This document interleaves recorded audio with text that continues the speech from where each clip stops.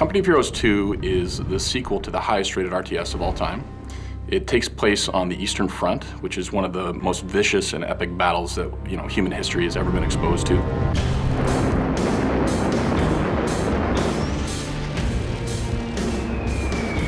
Nobody really knows about it. 13 of the 15 bloodiest battles of World War II were fought on the Eastern Front. The losses are in the millions. The scale of it is something that you haven't seen before. The story is something you haven't seen before. In Company of Heroes 2, gamers can expect a lot of different things than they would have seen in the first version. The Essence Engine 3.0 is a great engine. One of the things that we wanted to up was the feeling of connecting you to the world.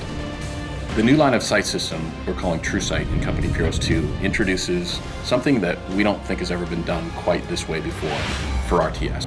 True Sight basically takes into account things that would block your line of sight and represents that in a dynamic fog of war system. So as you come around a corner, if there's a wall that you wouldn't be able to see over, you don't get to see what's behind that. And that opens up a ton of tactical and strategic options for flanking, for sneak attacks, for ambushes. So it really makes you think a whole lot differently about how you move about the world.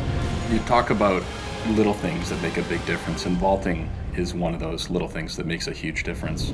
In Company of Heroes 1, you had no opportunity to go around small obstacles, and this is something that I think that everyone would expect that an infantry soldier would be able to do, is jump over something as high as their waist.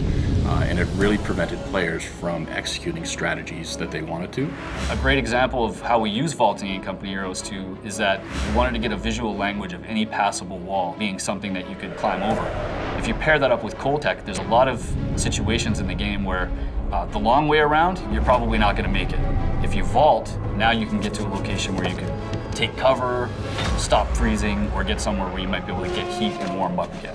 The weather was an incredible force to deal with for both sides. It was something that would absolutely cripple an army if they were unprepared or if they got caught off guard. And it's something that we've really tried to capture in the gameplay experience of COH2. So Coldtech really delivers to players the choices that come about as a result of harsh winters. You've got ice, you've got deep snow, and you've got vicious cold.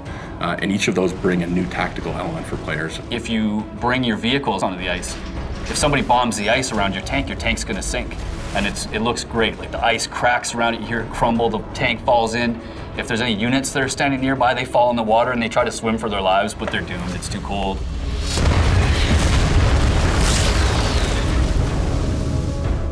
So I remember playing one of our multiplayer maps early in development, where I had originally played it in the spring, now it's in the dead of winter. The rivers are now frozen over. My tanks and my troops can travel over them. The cover is all changed. It's a completely different experience. And that's what makes Company of Heroes so amazing.